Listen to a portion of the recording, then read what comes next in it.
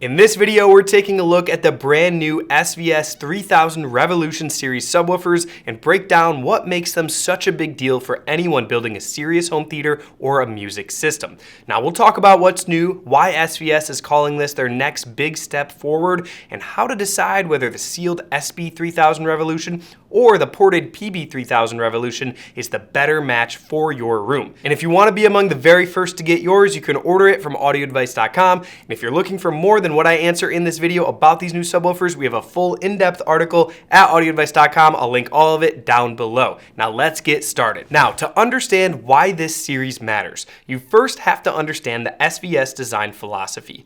SVS doesn't just build woofers, they actually build complete low-frequency systems. The original 3000 series was a game changer because it introduced a 13-inch driver and a high current amplifier platform to a price point that was previously dominated by generic parts and some underpowered amps. With the Revolution update, SVS is focusing on composure.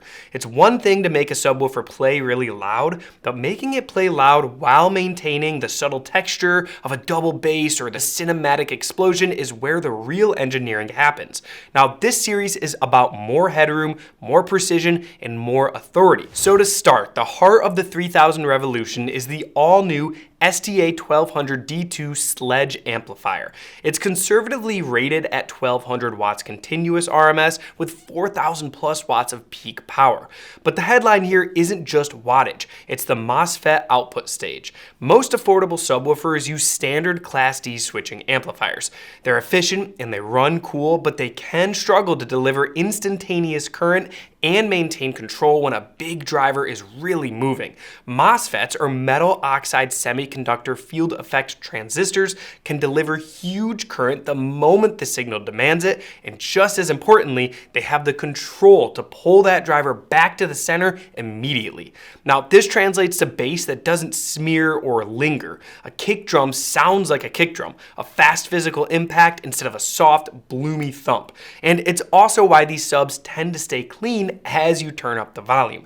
Now, on lesser amps, bass can start to sound thick or woolly at high volumes because the amp is losing control of the actual driver. Well, with the 3000 Revolution, the character stays much more consistent, from moderate listening levels to the seriously loud playback that so many people love. Now, if the amplifier is the muscle, the 295 MHz analog device's DSP is the brain in this system. This is a big leap in processing power for this category. SVS moved from a 50 MHz chip in the previous generation to this new 295 MHz platform, so it can handle more complex tasks in real time. Now, the DSP is constantly managing how the amp and the driver behave together. It uses 56-bit double precision filtering to maintain response accuracy and manages thermal and protection behavior so the sub stays reliable under load. And one of the most important jobs here is controlling the excursion as the sub digs into the teens. Now, without a smart DSP, the driver can move out of its linear range, which increases distortion and can actually create harsh mechanical artifacts. Well, this new processor works like a high-speed guardrail, keeping things clean and predictable even when you're really pushing the system hard. So to handle the 4000 watts of peak power, SVS also couldn't just use an off-the-shelf woofer. They developed an entirely new 13-inch high excursion driver with a redesigned motor structure. Now, the biggest feature here is the flat edge wound split wind voice coil. Most voice coils use round wire, which leaves tiny gaps of air between the strands. Now, by using a flat wire, SVS can pack more copper into the magnetic gap, which helps maintain magnetic force and control as excursion increases. The driver also features a dual toroidal ferrite magnet motor and a rigid aluminum cone. Aluminum is stiff enough to prevent the cone from flexing under high pressure inside the cabinet while still staying responsive to fast musical transients. Now, the result here is a driver that can do detail for music and then also scale for home theater. Now, next, one of the reasons we recommend SVS subs to so many people is the SVS Subwoofer Control app. It actually allows you to adjust volume, phase, and it has a 6-band parametric EQ, and you can adjust it all right from your listening chair. No more crawling behind the sub with a flashlight and trying to read a tiny dial while squeezed into a corner. However, we do have to talk about the elephant in the room here. SVS SVS Auto Room EQ.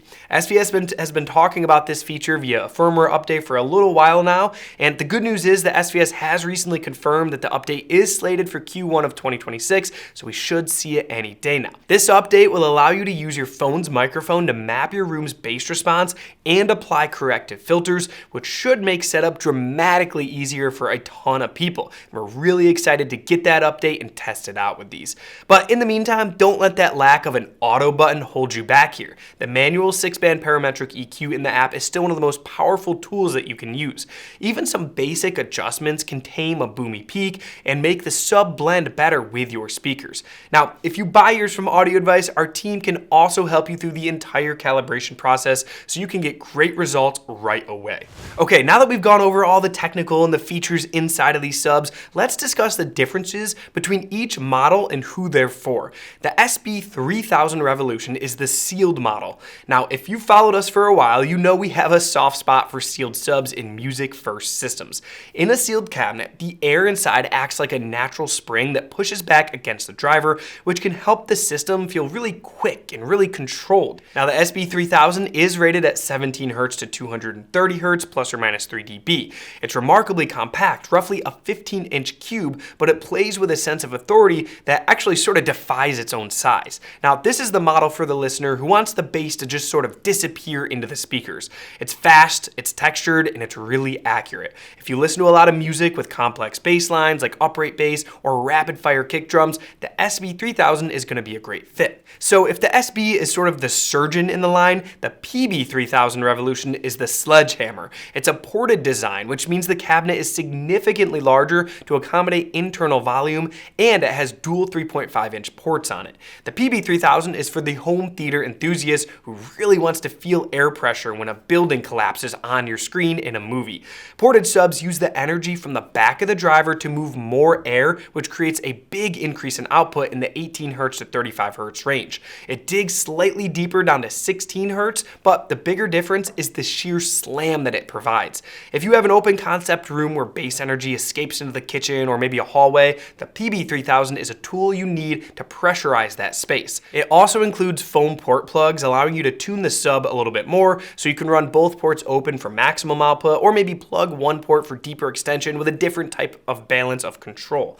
Now, another thing here that we think a lot of people are going to be wondering is that new 5000 Revolution series that came out pretty recently is worth the extra cost. Now, the 5000 series is designed for a no-compromise theater. It has a larger cabinet, a 15-inch driver, and even more headroom than these 3000 series. However, for most real-world homes, the 3000 Revolution is sort of the Goldilocks choice, we think. It has the same 295 MHz DSP and the same high current MOSFET tech as those flagships, but in a size that fits much easier into your room, can fit next to a media console without taking up too much space. But if you do have a massive room, we would also recommend going with dual 3000s over a single 5000, because two subs placed in different parts of the room can deliver smoother bass across more seats, eliminating those dead zones caused by room acoustics. Now, in addition, SVS doesn't cut corners on the enclosure of these 3000 Revolution models. Both models use a thick, rigid MDF cabinet with extensive internal bracing. When you're dealing with this much power and excursion capability, the last thing you want is the cabinet contributing vibration and resonance. Now, overall, the SVS 3000 Revolution series represents a real trickle-down moment here. You're getting advanced amplification, a serious DSP platform, and a purpose-built high excursion driver, all aimed at keeping bass clean and controlled even at high outputs. Now, while we're still waiting for the Auto Room EQ to roll out, the hardware platform itself is clearly built to anchor a system for long term. If you need help deciding which one is right for your room, or maybe if stepping up to the 5000 or doing dual subs is better for you, our team here at Audio Advice is always here to help you. You can give us a call or chat with us at audioadvice.com, or just stop by one of our award-winning showrooms. We'd be happy to help you out. We've set up thousands of these systems, and we just love helping people get the best bass in their room that is capable of. I hope this video has given you a good insight into whether the new 3000 Revolution subwoofers from SVS are the right fit for you, but if it hasn't, check out our full in-depth article at audioadvice.com. I will link it down below. And if you like this video, please give it a thumbs up, hit that subscribe button, and turn on the notifications so you don't miss out on any of our latest content. Thanks for watching, and we'll see you in the next one.